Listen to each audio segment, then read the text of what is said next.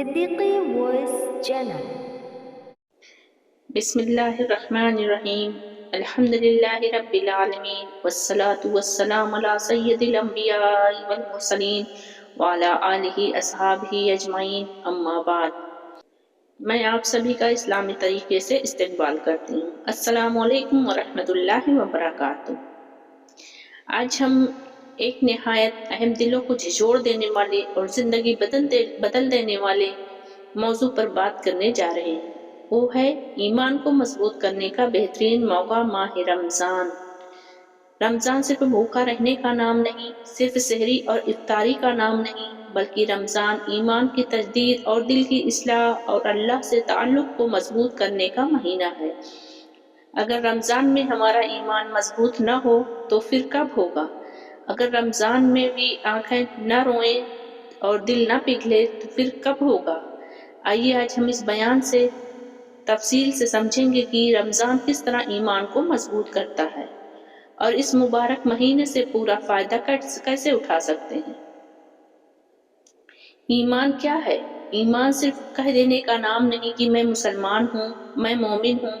ایمان 3 چیزوں کا مجموعہ ہے: دل سے ماننا، زبان سے اقرار کرنا، عمل سے ثابت کرنا۔ رسول اللہ صلی اللہ علیہ وسلم نے فرمایا، ایمان کی 70 سے زائد شاخیں ہیں۔ سب سے اعلیٰ لا الہ الا اللہ کہنا ہے اور سب سے ادنا راستے سے تکلیف دہ چیز ہٹانا، اور حیا ایمان کا حصہ ہے۔ صحیح مسلم کی حدیث ہے۔ معلوم ہوا کہ ایمان بڑھتا بھی ہے اور گھٹتا بھی ہے۔ ایمان کمزور کیوں ہو جاتا ہے؟ آج ہم میں سے اکثر لوگ یہ شکایت کرتے ہیں، دل میں خشوع نہیں، نماز میں مزہ نہیں، قرآن سے تعلق کمزور، گناہ چھوٹتے نہیں۔ ایمان کمزور ہونے کی بڑی وجوہات ہیں۔ گناہوں کی کثرت۔ ہر گناہ دل پر سیاہ نقطہ ڈالتا ہے۔ غفلت کی زندگی، اللہ کی یاد سے دوری ایمان کو کھا جاتی ہے۔ حرام لقمہ، حرام کمائی ایمان کو مردہ کر دیتا ہے۔ نیک ماحول کی کمی، ایمان تنہائی میں نہیں، صحبت میں بڑھتا ہے۔ ایمان اگر ہم اکیلے سوچے بڑھ جائے تو نہیں، اگر اچھے لوگوں کی صحبت میں بیٹھیں گے تو انشاءاللہ ہمارا ایمان ضرور بڑھے گا۔ ایمان کو مضبوط کرنے کا سنہرا موقع۔ میری بہنوں، اللہ تعالیٰ نے ہمیں موقع عطا کیا ہے۔ اللہ تعالیٰ نے ہم پر کتنا بڑا کرم فرمایا کہ ہمیں رمضان جیسا عظیم مہینہ عطا کیا۔ قرآن میں اللہ تعالیٰ فرماتے ہیں، یا ایھا الذین آمنوا کتب علیکم الصیام کما کتب علی الذین من قبلکم لعلکم تتقون۔ سورہ بقرہ کی 183 نمبر آیت ہے۔ اے ایمان والو، تم پر روزے فرض کیے گئے تاکہ تم میں تقوی پیدا ہو، اور تقوی ہی ایمان کی جان ہے۔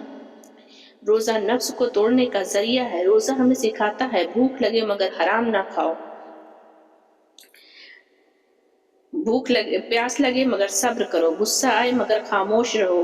یہ سب ایمان کی مشق ہے۔ رسول اللہ صلی اللہ علیہ وسلم نے فرمایا، جو شخص جھوٹ اور برے کام نہ چھوڑے تو اللہ کو اس کے بھوکے پیاسے رہنے کی کوئی حاجت نہیں۔ صحیح بخاری کی حدیث ہے۔ ایمان کو زندہ کرنے والی کتاب کون سی ہے؟ قرآن پاک۔ رمضان کا مہینہ ہے۔ شہر رمضان الذی انزل فی القرآن، سورہ بقرہ کی 185 نمبر آیت ہے۔ قرآن دلوں کو زندہ کرتا ہے، ایمان کو تازہ کرتا ہے، گناہوں سے نفرت پیدا کرتا ہے۔ جو رمضان میں قرآن سے جڑ گیا اس کا ایمان خود بخود مضبوط ہو جائے گا۔ تراویح ایمان کی غذا ہے۔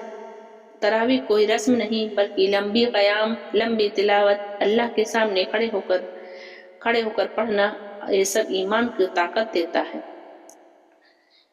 دعا بندے اور رب کا تعلق ہے۔ رمضان دعا کا مہینہ ہے۔ افطار کے وقت ہاتھ اٹھاؤ، آنکھوں میں آنسو لاؤ، دل سے مانگو۔ رسول اللہ صلی اللہ علیہ وسلم نے فرمایا، روزہ دار کی دعا افطار کے وقت رد نہیں کی جاتی۔ گناہوں سے معافی، ایمان کی صفائی۔ رمضان میں شیطان قید، جہنم کے دروازے بند، جنت کے کھلے۔ رسول اللہ صلی اللہ علیہ وسلم نے فرمایا، جس نے ایمان کے ساتھ اور ثواب کی نیت سے رمضان کے روزے رکھے اس کے پچھلے گناہ معاف کر دیے جاتے ہیں۔ بخاری اور مسلم کی حدیث ہے۔ رمضان میں ایمان کو مضبوط کرنے کے عملی طریقے: نیت کی اصلاح، ہر عمل صرف اللہ کے لیے، نماز کی پابندی، قرآن سے روزانہ کا تعلق، چاہے ایک رکوع پڑھے لیکن روزانہ پڑھے، زبان کی حفاظت، غیبت، جھوٹ، گالی سے بچیں، صدقہ خیرات دیں، ایمان کو بڑھاتا ہے۔ تنہائی میں اللہ کو یاد کرنا یہ ایمان کی علامت ہے۔ رمضان ہماری غفلت نہیں۔ افسوس، کئی لوگ رمضان میں بھی موبائل میں بھی مصروف، ڈراموں میں گم، بازاروں میں وقت ضائع۔ اگر رمضان بھی ضائع ہو گیا تو پھر کب ہم اللہ تعالیٰ سے توبہ کریں گے؟ اللہ تعالیٰ سے توبہ کیجیے، گناہوں کی معافی مانگیے۔ رمضان نصیبوں سے ملتا ہے۔ پتہ نہیں کتنے لوگ ابھی پچھلے رمضان میں تھے، اس سال نہیں ہوں گے، تو اللہ تعالیٰ نے ہمیں موقع دیا ہے، ہم اپنے گناہوں کی معافی مانگیں۔ حضرت حسن بصری رحمۃ اللہ علیہ فرماتے ہیں، ایمان ایک لباس ہے، گناہ اسے اتار دیتے ہیں۔ رمضان کے بعد بھی ایمان کو ہم کیسے قائم رکھیں؟ اصل کامیابی یہ ہے کہ رمضان کے بعد بھی نماز باقی رہے، قرآن کا تعلق نہ ٹوٹے، گناہ سے نفرت قائم رہے۔ رمضان ٹریننگ ہے پوری زندگی کے لیے۔ ہم اپنے گناہوں کی معافی مانگیں، اللہ سے توبہ کریں، استغفار کریں۔ اللہ ہم سب کو کہنے اور سننے سے زیادہ عمل کی توفیق عطا فرمائے، آمین یا رب العالمین۔ آئیے ہم دعا کر لیتے ہیں۔ اللہم صلی علی محمد وعلی آل محمد کما صلیت علی ابراہیم وعلی آل ابراہیم انک حمید مجید۔ اللہم بارک علی محمد وعلی آل محمد کما بارکت علی ابراہیم وعلی آل ابراہیم انک حمید مجید۔ اے اللہ، آپ رحمان ہیں، رحیم ہیں، کریم ہیں، غفور الرحیم ہیں۔ یا اللہ، تمام تعریفیں تیرے لیے ہی ہیں۔ تو نے ہی ہمیں ایمان کی دولت عطا فرمائی، تو نے ہمیں کلمہ نصیب فرمایا، تو نے ہمیں محمد صلی اللہ علیہ وسلم کی امت میں پیدا فرمایا۔ یا اللہ، تیرا لاکھ لاکھ شکر ہے۔ اے اللہ، ہم تیرے در کے محتاج بندے ہیں، ہم کمزور ہیں، ہماری گناہوں کو معاف فرما دے۔ تو غفور الرحیم ہے اور تیرے خزانے میں کوئی کمی نہیں۔ اے اللہ، اپنی رحمت سے معاف فرما دے۔ اے اللہ، ہم تیری رحمت کے سہارے ہیں، ہمیں اپنے در سے خالی نہ لوٹانا۔ اے اللہ، ہمیں مایوس نہ کرنا، ہمیں محروم نہ کرنا۔ اے اللہ، ہمارے دلوں کو ایمان سے زندہ فرما دے۔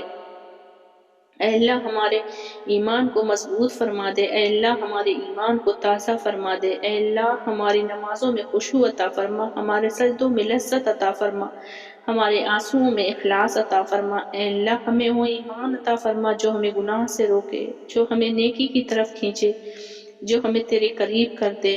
یا اللہ، رمضان تیرا عظیم تحفہ ہے۔